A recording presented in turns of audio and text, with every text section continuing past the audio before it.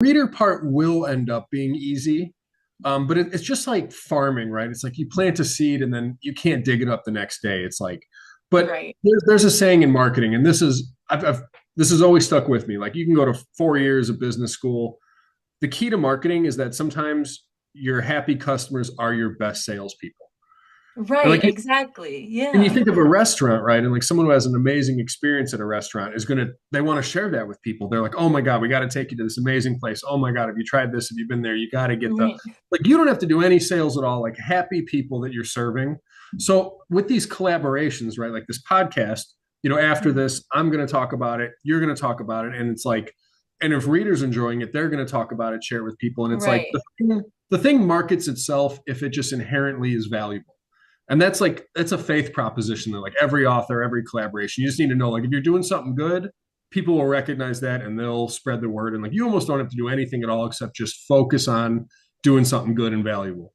Yeah, and keeping it authentic is, I think, Right. the biggest thing because sometimes you can get trapped in this circle of I have to be happy all the time. I have to be in sales mode all the time. And that Right. can come off so cringy and inauthentic. And it's like, and you're, I don't like to say the word desperate because I don't feel, but it can come off that way. And Right. desperation to humans have just is always a little off putting. So it's that fine line of being authentic, allowing it to snowball on its own and grow because Mhm. you believe in it, just like you believe in your ideas and your talent. Like imposter syndrome amongst creatives is It's an huge. epidemic, it's just what it is. There's so much to unpack in that. I agree with you 100% in everything you just said. And the authenticity thing is huge because we don't get a lot of it, right? Like every time you turn on the TV, it's like people lying to you. It's like even the Mhm. reality shows. I mean, everything is scripted, everything's fake, everything is an act, right? So like when people see the real thing, I mean, they're like drawn to it, right? And it Right. even it does an even more valuable thing than that. Like so many people want to just kind of be themselves. But like you go to work and like people, you put on a uniform, right? And then you're like, Mhm. I am this person. Like I'm not really me, I'm this person in this setting. And when they see people being authentic, I mean, it gives them courage, it's inspiring. I mean, it's a valuable thing beyond just like whatever our products are. It's just good for everyone that like, hey, you can be yourself and succeed at the same time. And actually you can succeed more because you're being yourself and you're being Right. courageous. Yeah. I mean, it's a powerful idea that people need to embrace.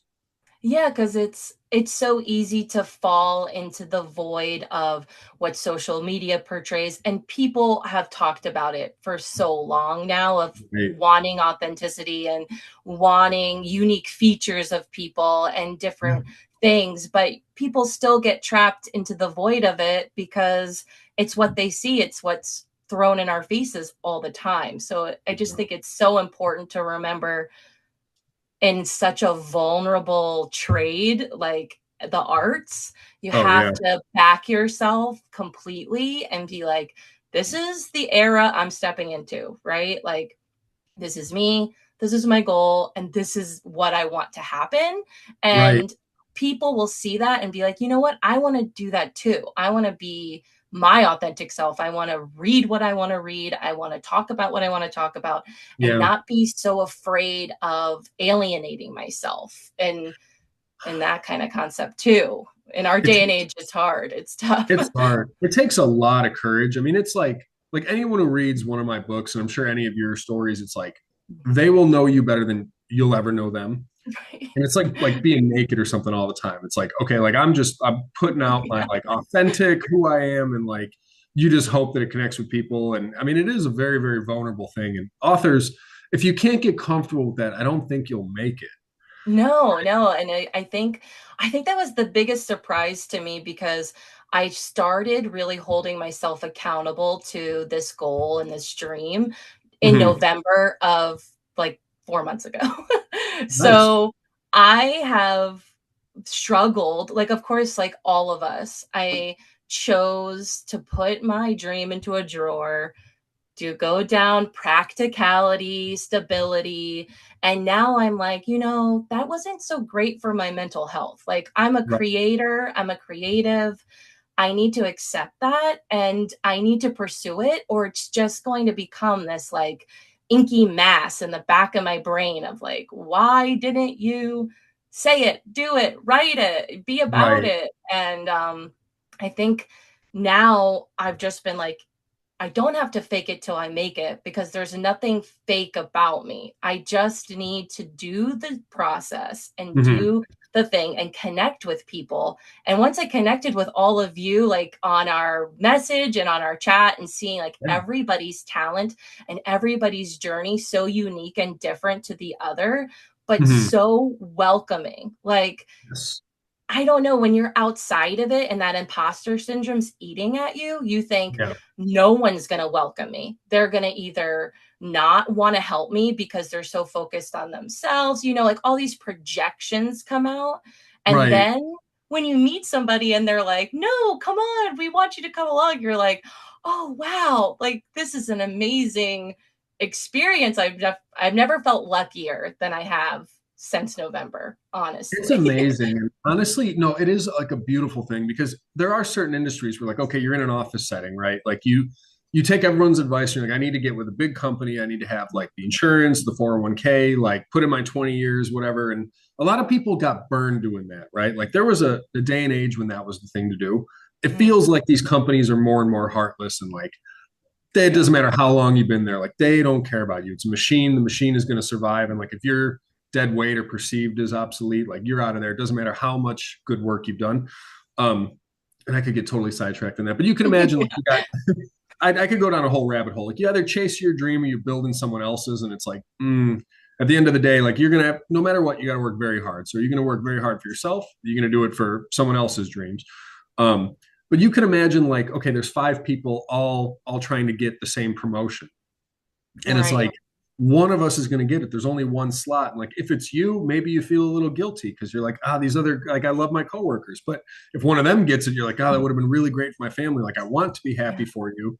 So what's so amazing in this author community is like people don't approach it that way. We're like, just because someone's reading my book on a given day or your book on a given day doesn't mean that like they can't be fans of us both. And Right. like, There's enough light, yeah, there's yeah, yeah. enough of it to share. And I mean, I feel like we could talk about this forever because I feel Oh like yeah, it's just one of those things that in every creative and every person, there's that fear of, am I showing too much? Am I taking up too little? Like, am I going to be accepted, or are people going to think I'm standoffish? It's that yeah. insecurity that we all live with. And especially financial insecurity right now is like a big thing. Right.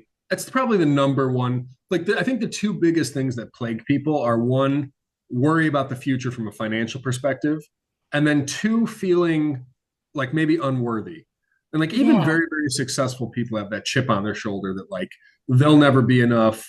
You know what I mean? And they hold Yeah. themselves to an impossible standard. Like, you never be like, oh, my kids are unworthy. My dog is unworthy. The Oh, tree in my yard is. But for us, it's like, no, no, no matter what we can do, we will never be enough, and it's this ridiculous human trap. But the financial thing is tricky, right? And I see a lot of more on threads than anywhere else. I see a lot of very discouraged authors who are like, "Woo, I sold 3 books this month. Like, great, now I can buy a coffee, maybe." And they're.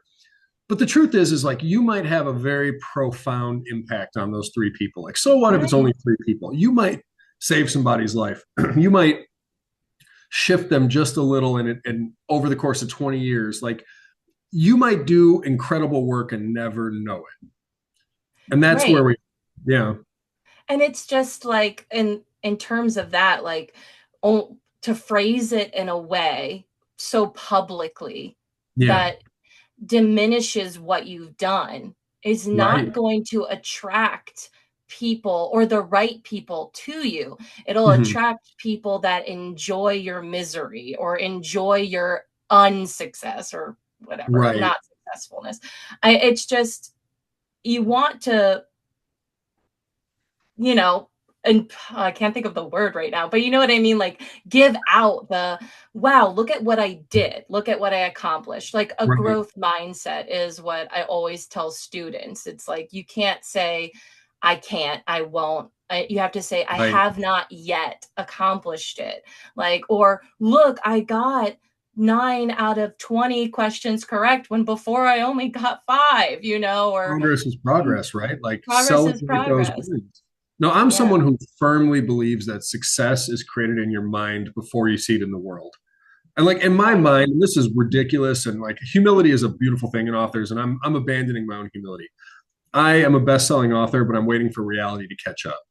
Like that is Right. the mindset, right? Like it comes up here, but if you go into any project assuming failure or a It's little gonna bit of it's going to do exactly what you say it's going to do. It's going to fail because in your mind, in your heart, in your language, and everything you project, it's all just like the whole thing's never going to work. So, for right. one reason or another, yeah, it comes up here first.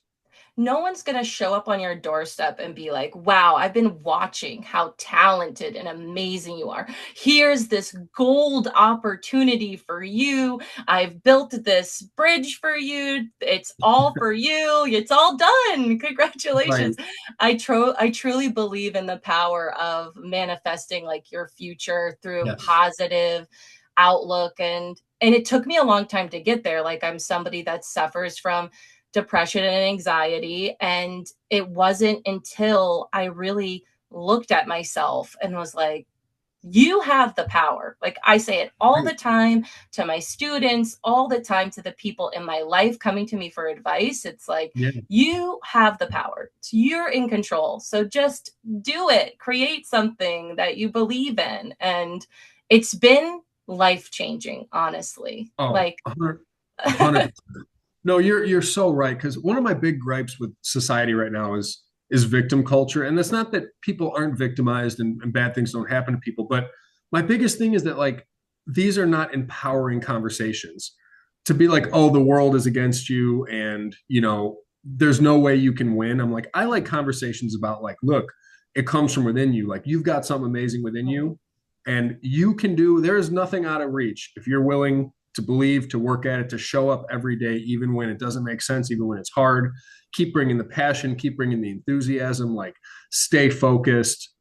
I mean, I like empowering conversations that tell people, like, look, you have something extraordinary, and your work is to bring it into the world. right. And it's just like those darkest days are what inspire the best work sometimes. Yeah. So it's like allow yourself to feel it. It's a normal feeling. It might be worse than others, it might be better than others Mm-hmm. according to the day, but use it. You have all the energy to use it. I was bleary eyed writing in my notes app, like Yeah. so sad. But I was like, I need to get this out. And then it turned into the book idea that I have now. So Right. Right. it's like you just need to let it all out and sift through it and appreciate what you have, because no matter how low you are, you have something good Yeah. to think about. You have a kernel somewhere. Yeah. There's an acorn and a mighty oak is trapped in that thing. And honestly, this is exactly the conversation I want to have. Like this is so cool for me. I love this. I'm so glad I brought you on here. Oh, Um, I'm so happy. I mean everything you're saying, I completely like just jive with it 100%. One of these things, and based on what you just said, is like a lot of people, our instinct is to avoid that discomfort. And for some people it's medication, but other people it's like, oh, I woke up in a bad mood and I need to do something to feel better. And we have all different ways. I mean, some people turn to very destructive places, some people turn on the TV and just avoid it. But honestly, I've found on the days where I just embrace it and it's like, okay, like it's like some party who's trying to tell you something that you don't know. Like you learn extraordinary things on the bad days sometime. Like you look for information in new places. You have new thoughts. Maybe you take a walk, or you know what I mean? Like you do Right. things a little different than you would on a happy day, and it leads you down a path where new stories get generated, right? Like you never know. Right. And speaking of dogs earlier, I of course I have Arwen and I call her my support animal. She's not really, I don't try to take her in anywhere. Okay. Right. I'm not trying to sneak her into restaurants. Like, she's my support animal. She could Grandma not Whip. handle that. She would be like, oh, I got one. um, but I was in that transition period before I had really said, if you want to write a book, stop talking about it. I heard like a saying that was like, if you're talking about writing, you're not writing. So Mhm. get to writing. And I was like, wow, Yep. I am being all talk to all of my friends, all of the people in my life. I am just saying, yeah, I'm writing, but am I writing? No. But I'm Right. sad in bed after hanging out with my friends all night. And I had a really big dip. Like, and I looked Mhm. at my dog and I was like, you're my only tether to this realm, like something so sad. And of course, I Oh, can laugh about it now, but I was like, you know what? It's time to just sit and do it. So I like yeah. went to my computer with my blanket wrapped around me to void out the world. And I just typed. And I was like, Right. oh, it's happening. And then I was like, it clicked. I was like, if I want this, I have to do it. No one's going to do it for me. I got to do it. It won't make itself. Honestly, oh, there's so much to unpack in that. A quick story. I'm gonna put myself out here in a big way. One time when I was in my like early 20s, I took some psychedelic mushrooms, Oh. and I was having a rough time. Like it was, I was avoiding a lot of things I should be doing. That's actually kind of when this author dream got planted, right? And I wasn't doing anything with it, and I was not connecting with my true path. I was kind of spinning my wheels. And then you take this something that like supercharges your brain and like it can put you in like a weird place where you're like, damn, I am profoundly sad. And I had this run in with like my friend's cat, like jumped up on the bed and was just watching me. I had this moment where I realized that like cats and dogs are almost kind of angelic. Like there's a weird thing. They're more than just like we think like, oh, they need us, but we need them just as much. And I mean, just the like you have days like that where things don't make sense and life is hard, but then you got this animal that just unconditionally loves you, and you're like, you know what? This place right here in the present moment, there's nothing wrong. Everything that's making me anxious, it's ahead of me, it's the future, it's regrets, it's worries, but like right here, right now, got my dog. Life is good. There is nothing out of place anywhere. Yeah. I totally relate to that. Everything, totally relate to it. Sometimes I Yeah. look at her and I call her Goobus Anubis sometimes because she has like just such an Anubis golden wolf jackal whatever Love form that. to her. Yeah. So Yeah. I'm like, weigh my heart against a feather, Arwen, Oh, all the my lady time. on a feather. Yeah. He's Yeah, like because that. I need some grounding. And then she just looks at me, of course, like a dog, but He's like, hey, take it easy, Liz. We got yeah, you. like I've got We enough got you. responsibilities. I don't need another one. Oh, God. Here's another thing. I think sometimes some of this anxiousness, like I'm like neurotic by my just disposition, right? Like I'm the type of guy like if you say something stupid, it means that you're stupid.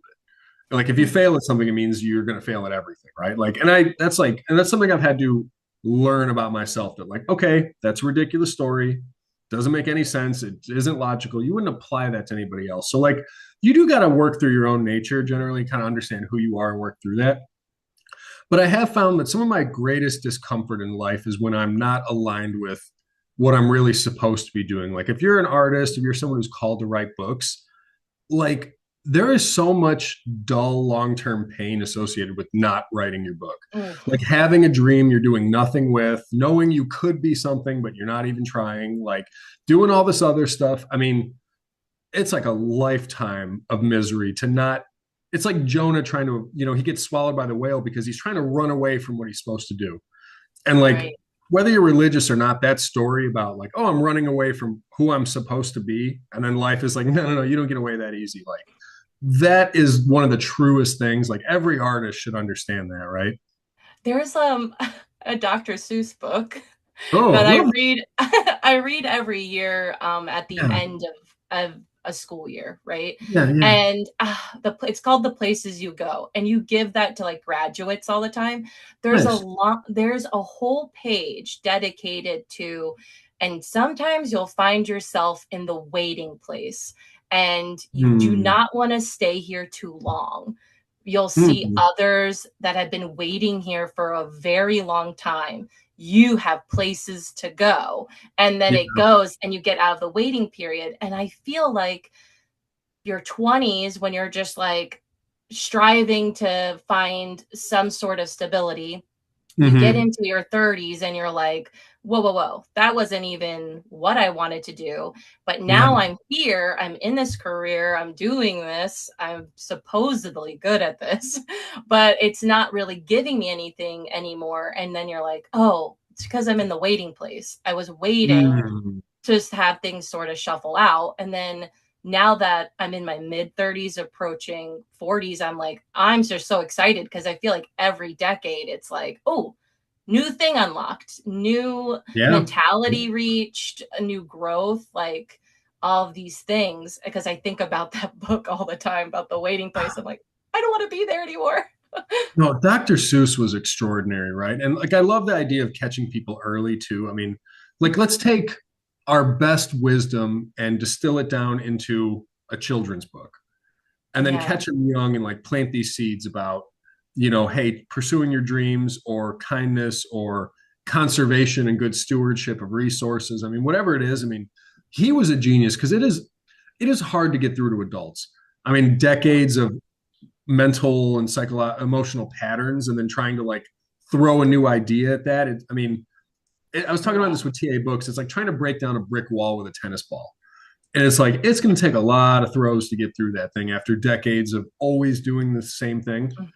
Mm-hmm. But yeah, Dr. Seuss was amazing. And I love that idea about the waiting place. It's profound and terrifying, right? Because so many people are in that, right? I mean, they're waiting for the world to unlock some door, but really they need to just be like trying different doorknobs, right? I mean, like the world will never tell you like this is a good time to write your book.